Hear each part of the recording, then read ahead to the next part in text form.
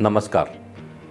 आज मैं आपसे बात करूंगा कि लैसिक लेज़र के उपरांत क्या सावधानियां बरतनी हैं। लैसिक लेज़र अपेक्षाकृत एक यंगर एज ग्रुप में होता है, जो कि 20 साल से लेकर 30-35 साल के बीच में होते हैं, या स्टूडेंट्स होते हैं, या आईटी प्रोफेशनल्स होते हैं, या कुछ और जॉब कर रहे होते हैं। और आज के दिन कंप्यूटर्स के बगैर किसी का काम नहीं चलता, मोबाइल के बगैर किसी का काम नहीं चलता। तो क्या सावधानियां हमने बरतनी है अगर हमारा लैसिक लेज़र हुआ है उसके बाद, इसके बारे में मैं आपको बताऊंगा।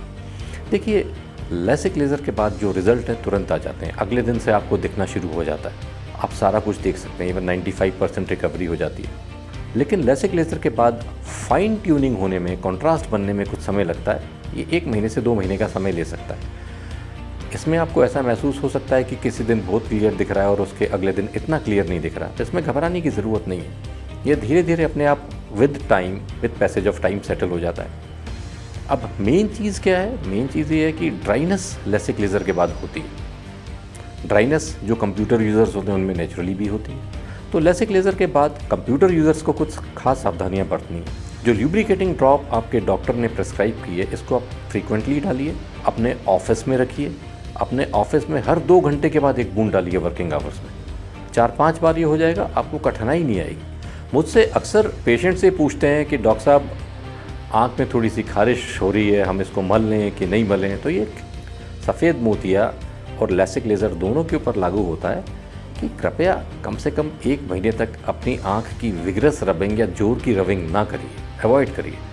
ज़्यादातर ये जो खारिश होती है या चिलमिलाहट होती है या फॉरेन बॉडी सेंसेशन होता है, ये दवाई की एक ड्रॉप से ठीक हो जाएगा, आपको रब करने की ज़रूरत नहीं है। जब भी आप रब करते हैं, ख़ासतौर से लैसिक लेज़र में, तो आप फ्लैप को डिस्टर्ब तो करते ही हैं, उसके साथ में और भी ट्रॉमा होने की, उसमें और भी चोट पहुंचने की, उसमें हमेशा पॉसिबिलिटीज़ रहती हैं, चाहे वो कैटरेक्ट की सर्जरी हो, सफ़ेद मोतिये की, या लैसिक लेज़र की हो। तो रबिंग को टोटली अवॉइड करिए 1 महीने तक। और ज़्यादातर जो आपको रब करने के सेंसेशन है, वो 1 ड्रॉप दवाई की ल्यूब्रिकेंट जो आपको दिया हुआ होता है, उसको डालने के बाद में आप महसूस करेंगे कि वो सेंसेशन चला गया है और आपको रब करने की आवश्यकता नहीं। तो अपनी आँखों को रब मत करिए। अब लैसिक लेज़र के बाद ऑफिस कब ज्वाइन कर सकते हैं या कंप्यूटर वर्क कब शुरू कर सकते हैं? तो 5 से 7 दिन का कंप्लीट रेस्ट लीजिए, स्क्रीन टाइम बिल्कुल अवॉइड करिए।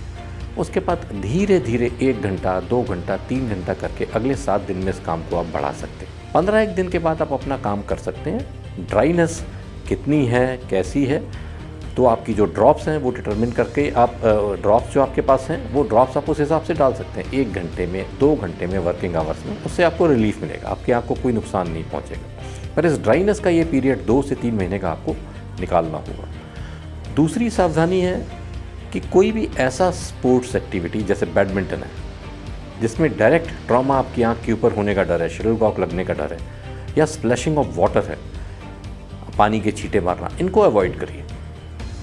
ये बिल्कुल नहीं करने हैं आपने, कम से कम 1 से 1.5 महीना। क्योंकि जब आप, इंजरी तो ठीक है, पर जब आप पानी भी स्प्लैश करते हैं तो अल्टीमेटली आपकी आँख में ड्राइनेस क्रिएट करता है, टीयर फिल्म को धो डालता है, वो आँख को दोबारा टीयर फिल्म बनानी पड़ती है।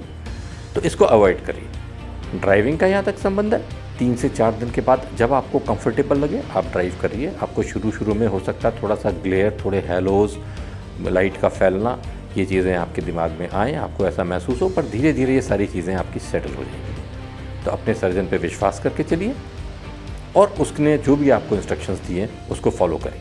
धन्यवाद।